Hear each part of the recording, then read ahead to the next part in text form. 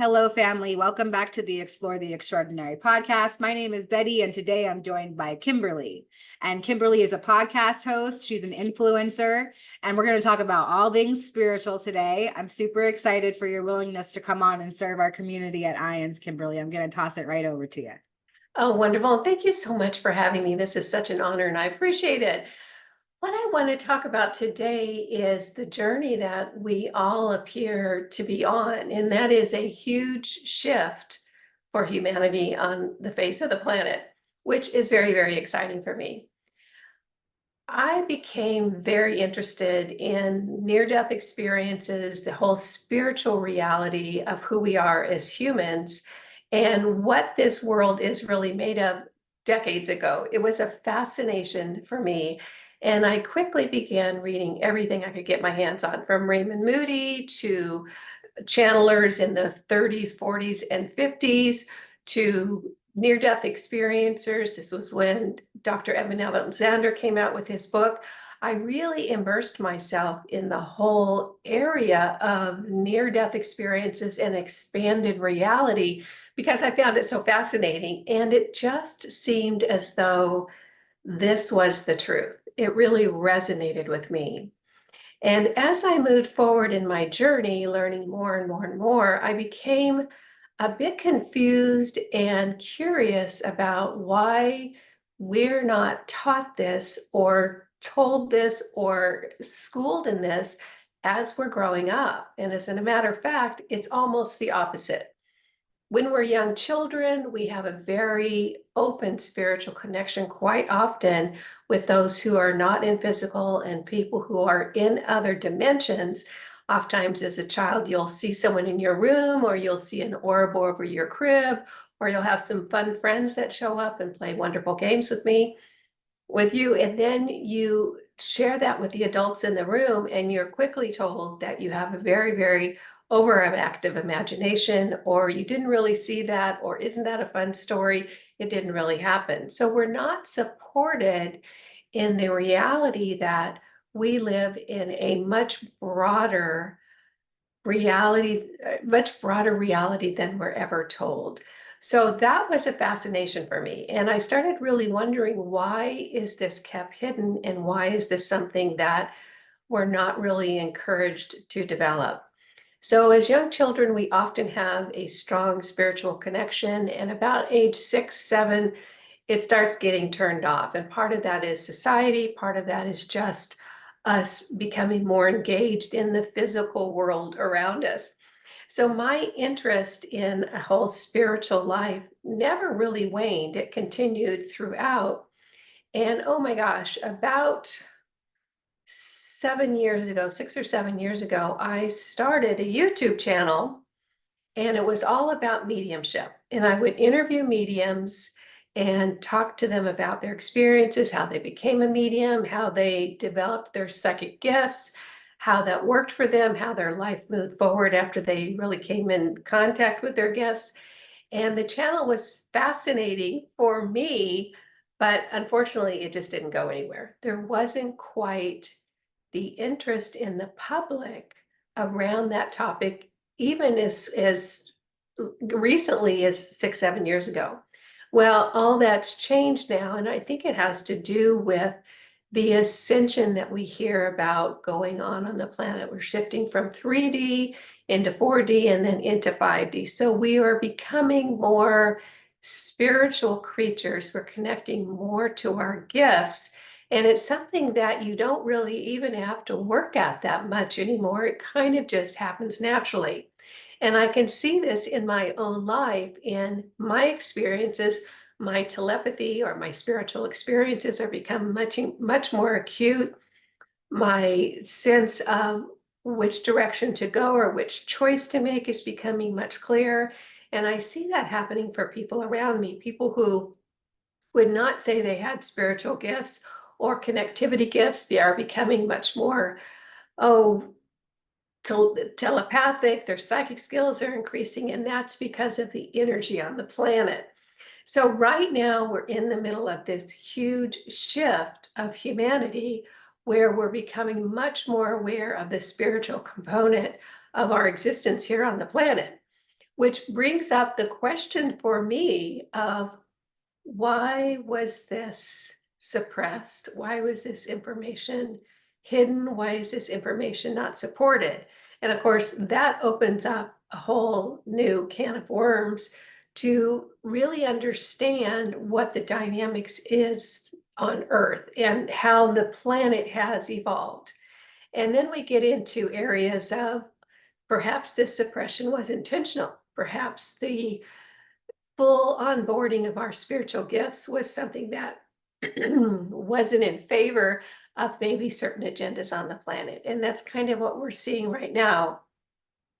And the fact that a lot of the systems around us, whether it's the healthcare system or the monetary system or the governmental system, or even state and local governments seem to be fracturing a little bit and falling apart, is an indication to me that we are searching for and reaching for a higher level of beingness on the planet, something that's more supportive of the human, that is more encouraging of our true nature, which is a very spiritual nature, and more supportive of a humanistic view of the world instead of maybe a corporate view of the world or a governmental view of the world.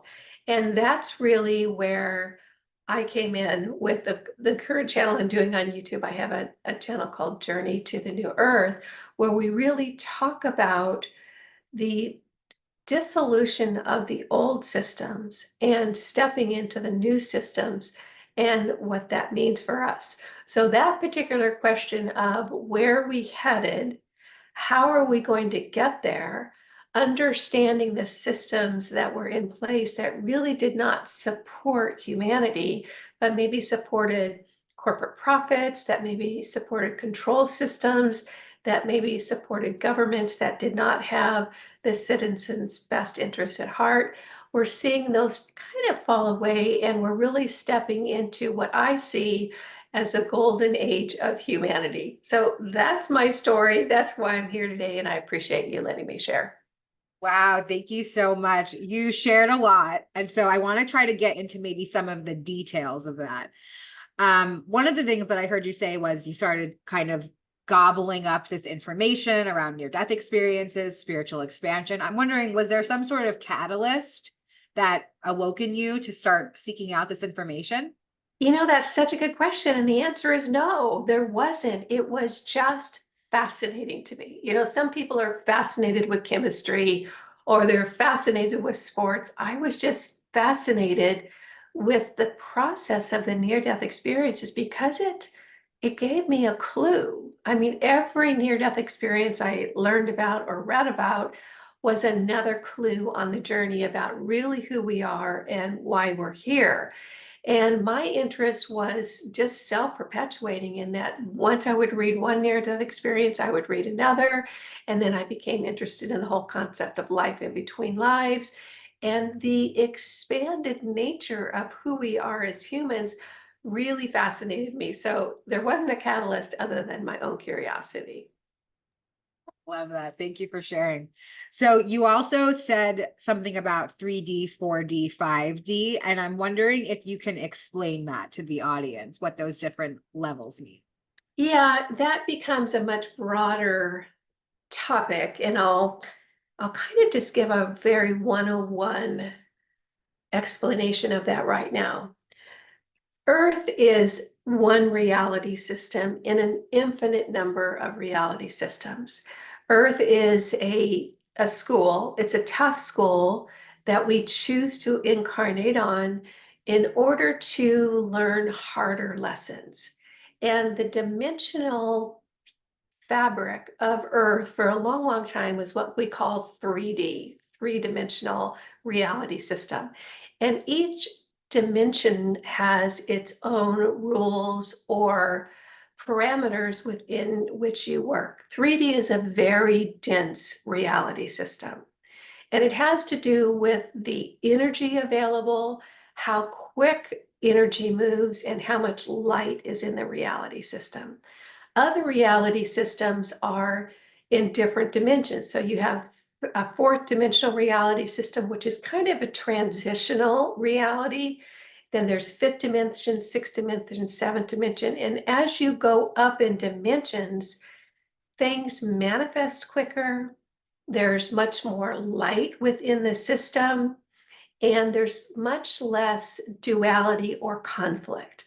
In Earth, it is a lower dimension, it's a thicker dimension, it is a tougher, more dualistic reality system where really hard lessons are learned. You know, there's good and bad, there's love and hate, there's peace and there's war, there's constant conflict, and that's just the nature of Earth. Well, Earth itself has decided, she has decided to transition to a higher frequency. So what happens to the inhabitants on Earth is that we go along with her. So we're in that transition right now, and it's just like remodeling the kitchen, where you have a vision for how you want it to look when it's all done, but by golly, that in-between thing is quite the mess, and that's where we are right now. I love that imagery. Just thinking of a kitchen just like torn apart. There's dust, there's dirt everywhere, the broken tiles. But yeah, in the end, it's going to have a nice backsplash. So maybe we could talk a little bit about that. You said systems are falling apart, and I'm wondering if you can explain how you see that happening. Well, it's easy to see around the planet, particularly in the US, which is where I live. And I understand that there's people watching from all around the globe. And I think to some degree or another, in many of the countries around the planet, we're seeing a lot of unrest or conflict. There seems to be a difference of opinion about how humanity should move forward, whether it's a controlled system or whether it's a system based on freedom. And in our country right now, we went through a very, tough last 4 years that taught us a lot and also brought up a lot of questions about freedom, about choices, about how do we want to move forward as a collective. And there's a lot of conflict and discussion about that right now. And we might say, oh my gosh, things are just falling apart. And I don't think that's really the case, Betty. I think it's more that these things that are coming to light that maybe we would not choose as being a basis for running our civilization are not new. They've been there for decades. It's just now that we're seeing them. So, you know, whether it's a choice to go to war or not go to war, there's lots of conflict around that right now. Whether it's the choice of freedom versus control. We're seeing a lot of issues and conflict around that right now. We're seeing a lot of issues around government and how government is run and how much government do we need in our lives. So all this conflict that we're seeing, which is doesn't feel good. It's it can be upsetting. It can be challenging. It is just the process of leaving an old system, truths coming to light, because now we're seeing things that we may not have seen before. And we have the opportunity, as things are coming apart, to really design where we want to go. And I think that that's the most exciting thing for humanity right now, is we are coming upon a time where we can say, what kind of world do we want to live in? What kind of government do we want to have? What kind of food supply do we feel like is the best choice to nurture humans? How does our healthcare system look? Do we change it? Are there things that we would improve on? Or how would we become a healthier civilization? So we have the opportunity now, because things are coming to the surface and falling apart a little bit around us, we can now say, okay, what direction do we want to go in and make conscious choices? I love what you're saying. So, and it's bringing up a lot more stuff for me. So where do you think that we are heading, and how do we get there? You know, and I think that that is such a good question, and it's probably as of yet not determined. One thing that I can say, because I am so enmeshed in the spiritual side of life on this planet right now, and we're having lots and lots of expanded spiritual information coming onto the planet.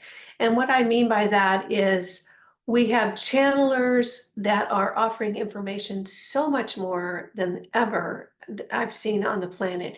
Channeling used to be something that was very, very rare and very, very hard to do.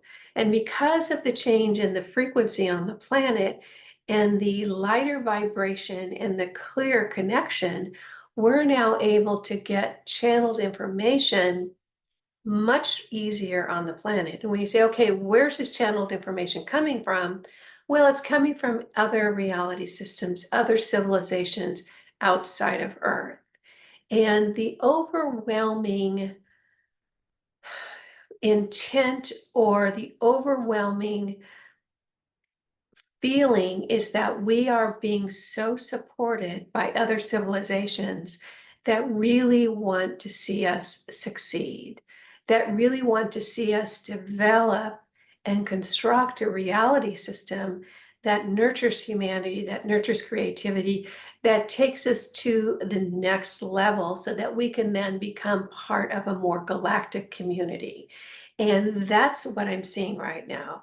So while we're in the middle of this breakdown, the thing that excites me so much and the conversations that I'm interested in having are all about what do we want to have?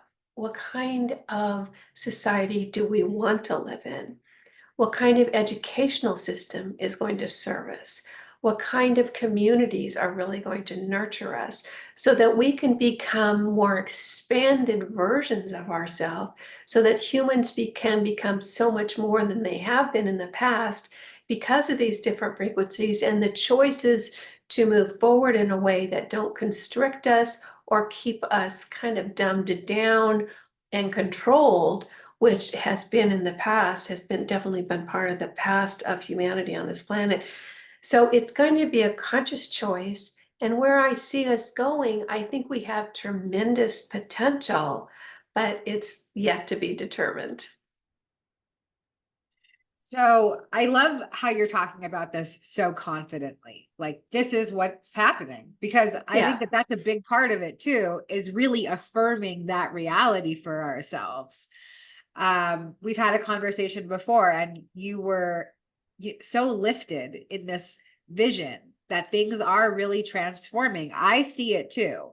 But what about people who don't perceive that? People who say, well, there's disease, there's death, there's war. How could you be saying that anything new and wonderful is coming? Look at the outer reality. Yeah. And that's such a good question. And I will share what is my personal opinion on this. And it is derived from so much information, not only from channelers and from psychics and from mediums, but just, looking around the globe and seeing what's happening. One thing that we all know, particularly from channels like this, Betty, and thank you for all the work you do here, is that we never die. We never die. Energy cannot be created nor destroyed. We are pure energy having a human experience in these, I call them meat suits. So this is an experience that we're having. We chose it. We chose these bodies. We chose these experiences. We chose this lifetime on earth in order to grow ourselves as spiritual beings. So when I talk about the new earth or a new reality system, it doesn't necessarily mean that that particular reality system is going to be the choice for everyone. And what I see happening is people are kind of separating out into different directions about what their soul is interested in experiencing next. For instance, I'm interested in experiencing the true creativity, the unlimited creativity of humans, and how that can play out in a more universal way. In other words, how does humanity expand and step into their unlimited creativity, and what can they become in the space of all of the galactic communities?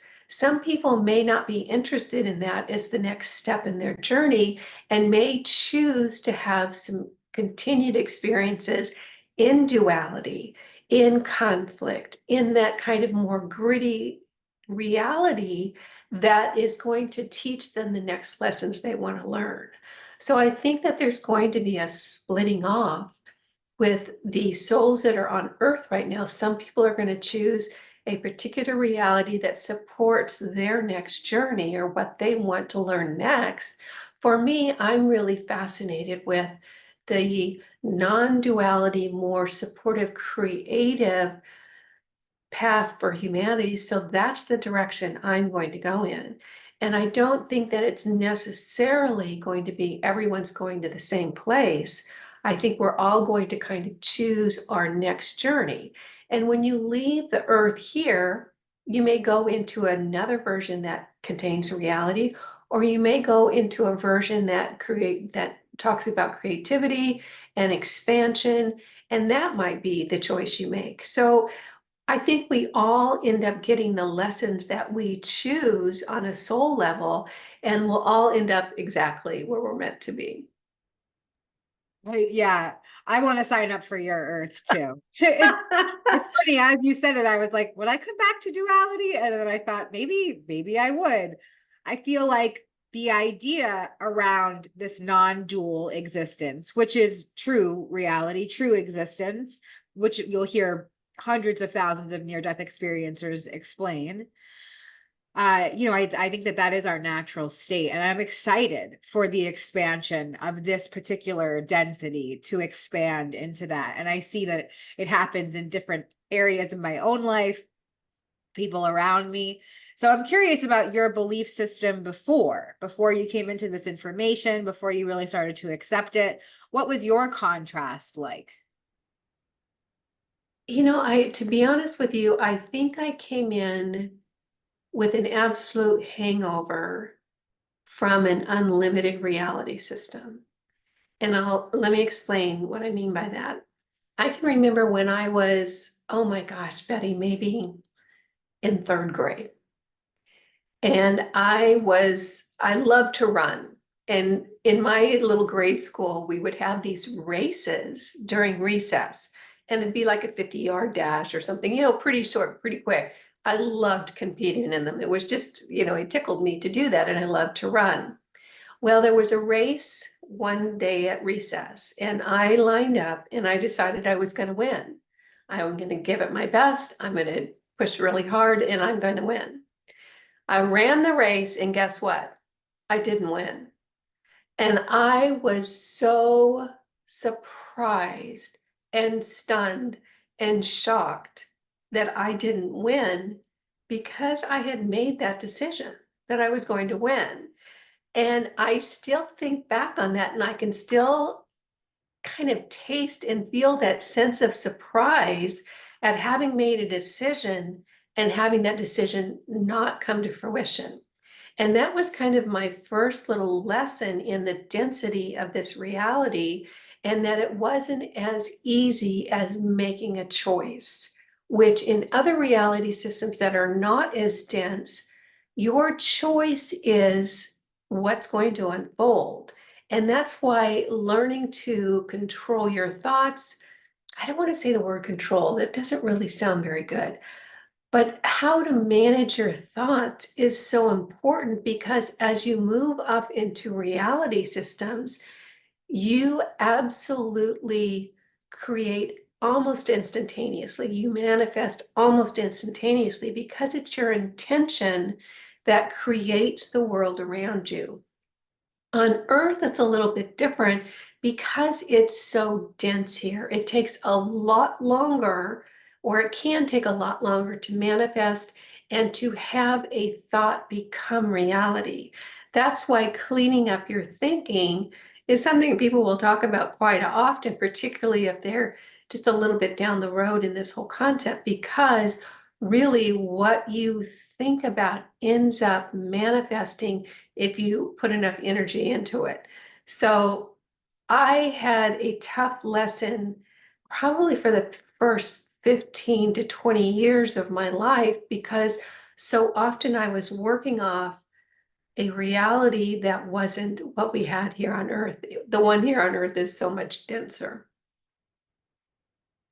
Thank you for that. Yeah, I wrote down discipline and consistency in thought is a crucial part of ascension. It's a crucial part of even if we don't want to say ascension, it's just a crucial part of manifesting a life that you desire.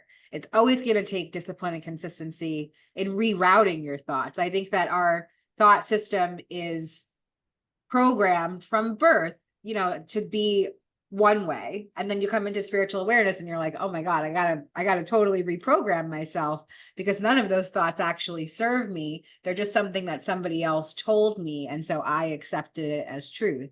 And today, when we come into awareness, we get to design a different version of truth that's maybe a little bit closer to our divinity, who we really are. I'm totally loving this conversation. I love talking about things like this. I'm wondering if you have any tangible tools that you could impart on the listeners around how to start cleaning up your thought system. I think that, that's such a good question, Betty, and it's different for everyone. Some people come across their spiritual gifts with no effort, they just do. And then other people have a spiritual awakening through something like a near-death experience, which I think is profound. And I love the fact that a soul will make that decision to grant that life a near-death experience in order to kind of shift the direction or open up potentials or open up that person's spiritual abilities and have them see things a little bit differently. And the fact that we have so many, I mean, hundreds of thousands, if not millions, of incredibly well documented near-death experiences in my world is everyone is a clue, everyone is breadcrumbs. And learning from those people who've had those experiences that come back and tell us this is what it's like when we're not in these is the beginning of changing how you see yourself and how you see your world. And that can start a process by where you all of a sudden 6 months, 12 months, 18 months down the road see things differently. Maybe you begin meditating. Maybe you begin saying no to things that in the past really didn't feel good, but you said yes to because you thought you were supposed to. Maybe you start pursuing something that's interesting to you. Maybe it's art, or maybe it's a sport, or maybe it's gardening, something that speaks to your soul. I think anything that we can do to get back in touch with that very essence of ourselves. And we can look back when we were younger and know that we had a much clearer perception of what we were innately than we often do after 20, 30 years of programming on this planet. So in my mind, anything that you can do that supports that inner voice, that supports that desire within you is just going to help you on your journey. And for me, and Betty, maybe it's the same way for you. People we're shifting our very frequencies, our energy systems within our bodies are shifting. And what I see is people becoming much more in touch with what works for them, with what feels good, with being able to make a decision based on, is that something that I want to participate in? It's little things like that. And of course, then you get into meditation, then you maybe get into a practice that helps expand your awareness. Anything that you can do that gives you that kind of warm, yummy feeling inside, that's for me, that's the right direction. Really love what you're saying. And there's a little part of my mind that wants to play devil's advocate just to continue the conversation around it. So I totally 100% absolutely agree with you. I just want to make that clear. I know that even in my own life, everything is a story that I'm telling myself. My old story is not my new story. But what about somebody who is in a really dense old story? So let's say that there's somebody listening and they're impoverished, they're dealing with some sort of addiction, they're dealing with some sort of grief that they can't get over, something really dense and hard. And we're talking about, well, find that warm, happy feeling, but they can't see it at all. What would you say to Yeah. somebody who's dealing with something like that?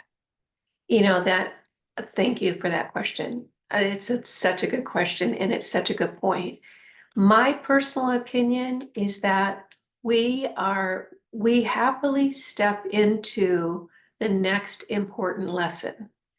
And I can remember in my own life, Betty and I talked about this before we came on, when things were not that rosy in my life. And if someone had said to me, "Oh, just choose something warm and fuzzy," I would have wanted to like throw a fit over that because I wasn't ready for it. I still needed to kind of spin around in that denser energy until I had enough, until my soul felt like it had experienced enough of that.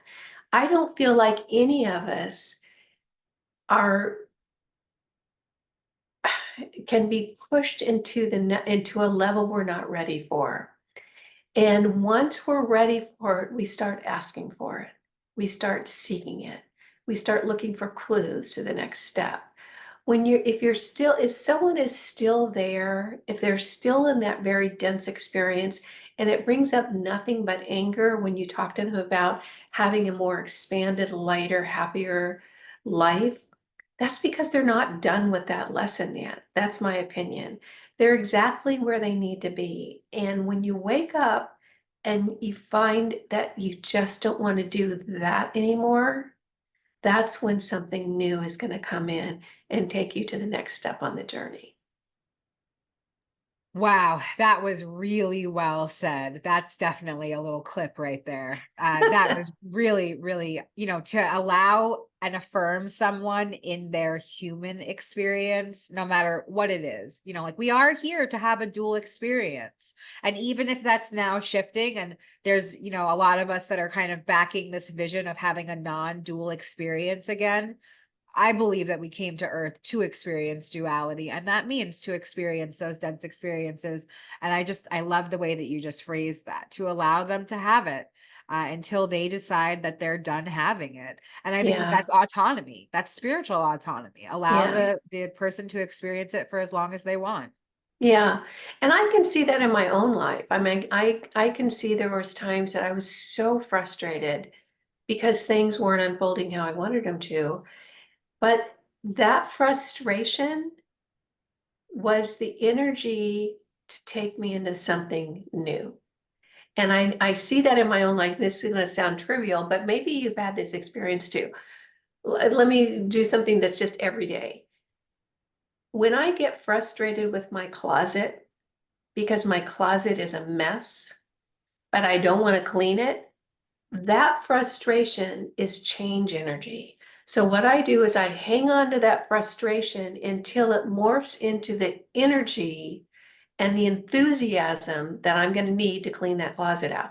Because I know that frustration is nothing more than the beginnings of change energy. And all I have to do is write it until it's right there. And I wake up that one morning and I'm like, yeah, I'm cleaning out that closet today and I'm good to go. Wow, that is so helpful. That's really useful.